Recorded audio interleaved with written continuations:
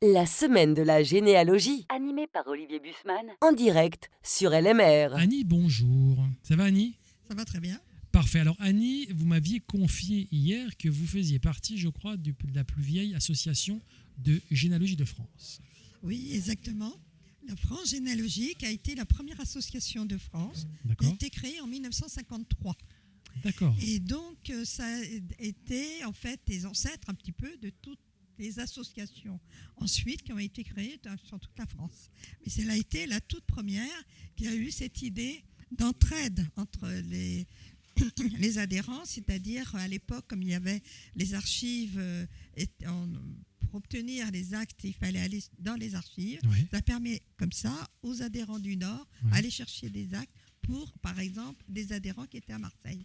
Ça a été le tout début de l'entraide généalogique en France, pour permettre à chacun d'avoir les actes dont ils avaient besoin. En Voilà. fait, toutes les régions de France s'adressaient donc à cette association. Oui, bien sûr, tout à D'accord. fait. D'accord. Donc, on a été, et c'est de là que les fondateurs, d'ailleurs, Oui. ont créé ensuite la fédération qui a été créée, elle, en 1968. Donc, qui Voilà. sont les fondateurs en 1953 de cette association?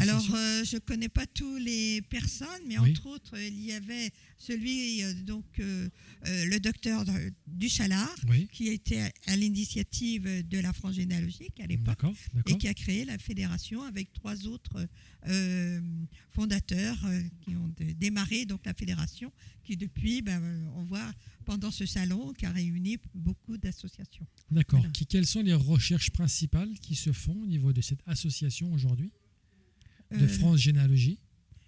Votre association Oui, aujourd'hui? alors nous sommes surtout sur Paris. D'accord. Donc, nous avons des équipes de bénévoles Oui. qui vont aux archives de Paris D'accord. pour collecter ce qu'on appelle les DQ8, c'est-à-dire ce sont les registres qui enregistrent les déclarations de décès Oui. auprès des services des impôts pour pouvoir ensuite payer les droits de succession. Et nous avons, nous, D'accord. axé nos recherches avant 1860 Mhm. parce que à ce moment-là, toutes les archives antérieures à 1860 Mhm. à Paris ont disparu avec la Commune de Paris en 1870. D'accord. C'est-à-dire que toutes les archives qui ont été entreposées à l'hôtel de ville de toutes les paroisses parisiennes, de l'état civil qui avait commencé vers 1790, ont brûlé complètement. D'accord. Donc c'est une perte énorme de renseignements, surtout qu'à l'époque, il n'y avait pas que l'hôtel de ville. Bien sûr. Il y a eu aussi d'autres monuments qui ont brûlé à Paris. Vous avez le palais de justice, Oui. vous avez le palais royal. Oui. On a eu également la Légion d'honneur. Oui. Vous avez le palais d'Orsay. Oui. Le palais d'Orsay, ce sont les archives, disons, des ministères extérieurs. Oui. Vous avez le Cour des comptes. Donc, pratiquement, ces bâtiments ont brûlé totalement ou partiellement. Oui. Mais malheureusement, beaucoup de registres ont disparu.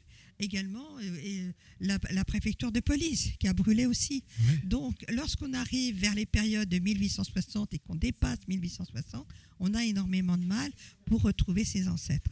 D'où l'idée de la France généalogique en 2004 Mhm. de relever ce qu'on appelle les décès auprès des services des impôts, Oui. qui eux ont sauvegardé ces dossiers-là, Oui.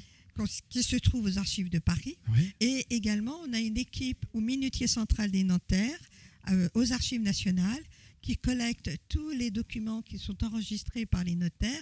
C'est-à-dire, vous avez les droits de succès, enfin les testaments, Oui. les inventaires après décès également, Oui, très oui. important lorsqu'il y a un décès d'un parent pour la sauvegarde des enfants, pour la sauvegarde du patrimoine des enfants, il doit y avoir ce genre de documents. Donc, ça permet. Donc, nous, on a fait toute la période avant 1860, D'accord. qui permet aux personnes qui recherchent, s'ils ont eu des biens, bien de retrouver un notaire et de retrouver parfois une piste pour aller plus loin dans leur recherche. Alors, c'est un énorme travail. C'est un énorme travail pour vous dire que ça fait 18 ans et que nous n'avons toujours pas terminer, étant donné que Paris, il y a tellement de dossiers Bien que sûr. c'est toujours très long et puis c'est fait que par des bénévoles. Ah oui. Donc, ils y vont généralement une fois par semaine et ensuite, ça demande aussi beaucoup de travail, de saisie, de relecture. Tout ça, c'est fait sérieusement. Bien sûr, ça Voilà. représente combien de bénévoles pour tout cela? Alors, nous avons à peu près 60 bénévoles. D'accord, ce sont des bénévoles donc, qui se relaient pour... répartis, parce qu'il y a aussi d'autres choses. Et alors, on a aussi participé en partenariat avec la fédération Oui, et nous avons collecté tous les décès des militaires pendant la guerre de 1870 d'accord. sur Paris, sur les 20 arrondissements de Paris.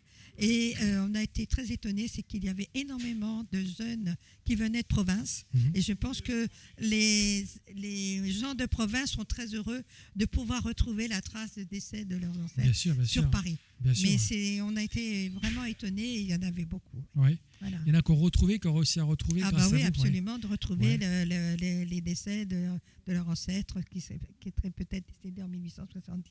Bien sûr, Tout ça sur représente un gros pourcentage de gens qui réussissent grâce à vous à retrouver, grâce à vous, l'ancêtre qui est recherché en 1820 ans. Ah bah c'est difficile Ouais. de Vous n'avez pas de retour, on vous dit. Non, il n'y a pas de retour. Non, C'est dommage. Non, tout à fait. C'est Non, dommage. tout à fait, tout Vous-même à fait. vous-même êtes généalogiste, donc vous avez fait votre arbre aussi? Vous avez fait votre arbre de généalogie? Oui, moi, oui, aussi. Oui, d'ailleurs, c'était aussi sur Paris.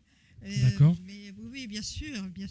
Mais la frange généalogique, on fait aussi, on offre un prix de 1 500 € pour un D'accord. premier ouvrage de généalogie. Ouais. Et c'est depuis, c'était Monsieur Michel Foucault de la Pénardie Ouais. qui avait lancé ça et qui était un des tout premiers, d'ailleurs, aussi fondateur de la frange généalogique. Ouais. Et qui nous continuons tous les 2 ans et c'est offert par la vice-présidente. Donc pour un premier ouvrage de généalogie et surtout ça retrace l'histoire des familles D'accord. très souvent D'accord. et on avait en effet une bibliothèque assez importante. D'accord. Mm. Comment avez-vous démarré la généalogie, vous? Alors moi, comment Oui. j'ai démarré? Oui, tout à Alors moi fait. j'ai démarré à la suite du décès de mon père D'accord. parce qu'il était orphelin à l'âge de 6 ans Oui. et on ne savait pas d'où il venait. D'accord. Et on savait, des choses curieuses, sa marraine c'était la duchesse d'Uzès. Oui. Et son parrain, le comte de Chabrol. D'accord. Alors que ses parents, sa mère était lingère et son père était chauffeur. Oui. On pense qu'ils étaient certainement au service de la duchesse d'Uzès. Oui. Et donc la duchesse d'Uzès a suivi mon père jusqu'à sa majorité. D'accord. Et c'est pour cela que je voulais savoir d'où il venait, d'où est partie mes recherches. Alors, chose curieuse, j'ai commencé en 89 Oui. et chose curieuse, j'ai retrouvé les ancêtres de sa famille il y a à peine 10 ans D'accord. parce que j'étais partie sur une mauvaise piste. Oui. Et puis un beau jour, grâce d'ailleurs aux archives nationales, j'ai tapé le nom Vervin et je suis tombée sur des documents qui m'ont montré qu'il devait être décédé après 1860 et pas avant, comme Oui. je pensais. Oui. Et c'est là que j'ai pu déboucher. Et alors, parce que le nom, c'est petit, et en fin de compte, ils étaient vignerons à Porcheville, près de Mantes. Et c'est D'accord. le berceau vraiment de la famille. D'accord. Puisque là, je remonte avec beaucoup des archives des notaires où je retrouve beaucoup de choses à ce moment-là. Mais enfin, grâce à ça, j'ai pu remonter à la généalogie à peu près jusqu'en 1600 à peu près. Ah oui, c'est quand même bien. Mais en même temps, ils étaient vignerons, alors Ouais, qu'on ne ouais. pense pas du tout qu'en effet, qu'il devait y avoir de la vigne dans ouais, c'est cette bon. région-là. Ouais. C'était surprise. Donc 100% parisienne. Oui, pratiquement. Ouais, non, mais c'est bien, c'est que des fois on Oui, se dit oui, je suis oui, parisien, mais Ouais. vous êtes Non, c'est vous vrai, êtes un oui. bel Ouais, exemple tout en à fait. Par contre, alors comme Paris, je dis toujours, nous sommes des immigrés d'ailleurs, de province Oui. ou d'ailleurs. Par contre, les grands-mères, disons, successives, c'est l'Alsace, c'est la Franche-Comté, Oui. c'est la Picardie, c'est la Bretagne, voilà, Oui. de ce côté-là. Mais après, les petits, non, c'est resté vraiment sur Porcheville. D'accord. Est-ce que vous organisez un événement prochainement au niveau de votre association, un événement comme le font par exemple la région Alors, du Maine-et-Loire ou nous, d'autres? on va fêter les 70 ans Ah. en 2023 déjà. D'accord. Voilà. Et puis surtout, j'organise beaucoup de conférences aux Archives de Paris. Oui. Donc, parce que je suis en partenariat avec eux. D'accord. Et donc, régulièrement, j'annonce des conférences. D'accord. Donc, un peu sur tous les sujets. D'accord. Et sur Paris, c'est bien parce que Bien sûr. et ça attire du monde, Bien sûr. absolument. Mais C'est- j'ai vu aussi que les gens aimaient bien aussi aborder l'histoire. D'ailleurs, c'est une chose, là, pendant le salon, Mhm. à part aujourd'hui, là où on parle un Oui. petit peu, c'est qu'on n'aborde pas assez le côté historique. D'accord. Parce que quand vous faites la recherche généalogique, il faut s'intéresser à l'histoire. Bien Comme sûr. Paris, par exemple, qui est un cas particulier, Mhm. il faut savoir qu'il y a eu 12 arrondissements, qu'ensuite c'est devenu 20 arrondissements, qu'il y a eu le département de la Seine comprenait Paris et les petites communes autour de Paris. Oui. Qu'en 1968, tout ça, ça a éclaté. Oui. Vous avez les Yvelines, la Seine-et-Oise qui entourait Paris a éclaté. Oui. Donc, il y a eu maintenant, depuis 1968, vous avez 92, 93, 94. Donc, de ce fait, pour les gens même de banlieue, ne comprennent pas qu'il faut chercher partout pour Bien sûr. retrouver, en effet, certaines informations. Bien sûr, il faut être curieux en fait, c'est ça. Oui, c'est plus que curieux. Oui. Non, il faut vraiment avoir un esprit d'enquête. D'enquête. On fait une enquête. On fait une C'est enquête. ça, il faut regarder tous les indices pour pouvoir réfléchir sur quelle orientation il faut aller. C'est comme ça qu'il faut aborder la généalogie, en fait. Bien sûr, bien sûr. Vraiment, c'est vraiment une enquête. C'est vraiment les suppositions, de regarder les noms, les prénoms, mais surtout les adresses. Tout compte pour rechercher sa généalogie. Bien sûr. Et en même temps, moi je dis, il faut aussi regarder l'histoire. Mhm. Parce que par exemple, comme les jeunes hommes, les garçons, bon, il y a certaines époques, ils partaient pour 7, 8 ans à l'armée. Oui, bien Donc, sûr. les mariages, c'était avant ou c'était après. Oui. Donc, moi, je dis, il faut vraiment s'intéresser à l'histoire pour comprendre aussi comment ont vécu nos ancêtres et les recherches et orienter ces recherches. Complètement. Quelle sera la prochaine conférence? Alors, la prochaine conférence que nous allons donner, c'est une association qui va venir et qui va parler de les recherches en Italie. Ah, en Italie, donc En Italie. un sujet Après, ça va intéressant. être sur l'ADN. L'ADN, On va ah oui, ça aborder c'est un sujet. aussi qu'est-ce que c'est, etc. Donc Ouais. ça va y avoir ça. Ouais. Et puis aussi, la 3e au mois de décembre, ça sera justement sur...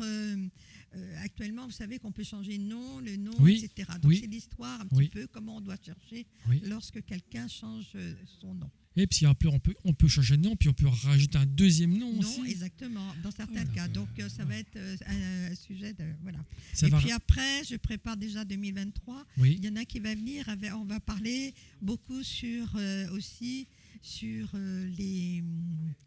les épidémies. D'accord. Avec Ah oui. le Covid et tout ça, Bien ça sûr, va être bien sûr. intéressant d'aborder ce Bien sûr. sujet-là. Complètement. Il y a eu Voilà. la grippe espagnole aussi. Enfin, il y a eu Oui. plein de choses. Hein. Ben oui, tout à fait. Donc- Donc, pour ça, on rejoint l'histoire. Hein. Non, Moi, je mais dis complètement. toujours qu'il faut s'intéresser à l'histoire. Bien Parce sûr. que c'est... Puis même dans la vie des villages, etc. Bien Enfin, sûr, bien sûr. et Donc ça veut dire que ça va rajouter de la complexité si on rajoute le prénom, enfin les deux noms en fait pour une époque aussi. ça va être difficile. Oui. Alors, il faut... Vous savez, l'administration française... Oui. Tout est marqué, tout est Ouais, noté. ouais. Il y aura certainement un jugement. Ensuite, ça sera mis sur l'état civil. Ouais. En marge, on aura qu'il y a eu un jugement qui a fait Ouais. que le nom est changé. D'ailleurs, on le voit déjà maintenant. Oui, bien sûr. Quand vous avez des enfants qui naissent, qui n'ont pas été reconnus par leurs parents, mettons que l'enfant a le nom de sa mère, et ensuite, ça va être modifié et il aura le nom de son père. Et dans Bien la sûr. marge, ça va être marqué dit, et puis Ouais, ouais. la notion de son nom. Bien Alors, sûr. bien sûr, la recherche est un peu plus compliquée si dans les tables décennales, c'est plus ou moins bien marqué. Oui, bien sûr. Ouais, Oui, intéressant. c'est sûr. Intéressant. Est-ce que vous voulez rajouter quelque chose?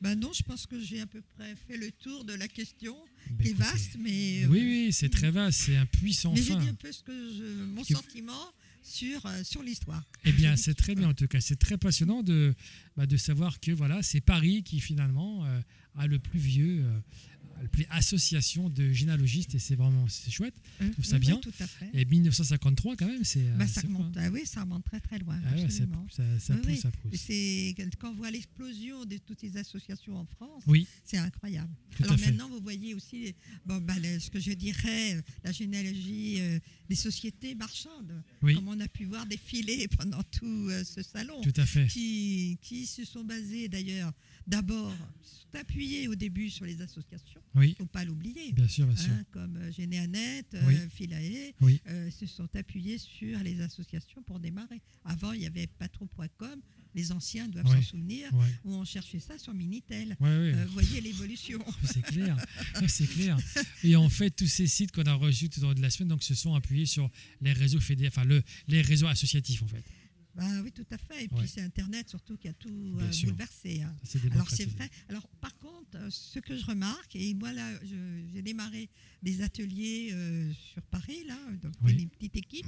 Et ce qui m'a étonné, c'est que beaucoup ont bien avancé sur leur généalogie, Oui, avec justement toutes ces sociétés, oui. et qui viennent à nous pour leur dire, on veut savoir, on veut connaître la méthode. Oui, C'est quand même curieux. bien sûr, bien sûr. Alors que toutes ces sociétés sont là pour vous dire, vous appuyez sur le bouton, vous aurez ça. Oui. Mais en fin de compte, ils sont perdus parce qu'ils ne savent plus très bien où est la source, comment on y va, etc. Bien sûr, Moi, bien je sûr. suis à l'ancienne, Oui, puisque oui. j'ai commencé à l'époque, il n'y avait rien du tout. Mm. Donc, c'est vrai qu'on n'a pas la même approche du tout. Tout à fait. Et ça, je suis étonnée des réactions de ces personnes Ouais. qui ont déjà fait leur généalogie, alors qu'on ne s'attendait à voir que des débutants. Et Oui. ce n'est pas le cas. Alors, où ils sont bloqués, qui cherchent un peu la réponse, Ouais. mais aussi de connaître la méthode. Ça Ouais. m'a étonné. Non, c'est drôlement bien. Hein. C'est vrai que bravo en tout cas, vous faites une belle passion. Une passion Merci intéressante. beaucoup, en tout cas. C'était un plaisir de vous recevoir. Et puis, à tous les cas, j'espère que les 70 ans se passeront très très bien. Voilà. J'espère aussi. Que tout le monde sera présent et que tout le monde viendra faire cette belle fête en tous les cas. Et puis, c'est important parce que vous faites un devoir de mémoire. Et ce devoir de mémoire-là, il est important pour les jeunes générations qui arrivent, pour ma génération Ouais. également aussi. Hein, c'est Oui, c'est important. sûr. C'est certain. Et il faut que ça perdure dans le temps. Et ça, c'est important, je pense, de faire porter ce message. Merci beaucoup. Merci à vous. La semaine de la généalogie, animée par Olivier Bussmann, en direct sur LMR.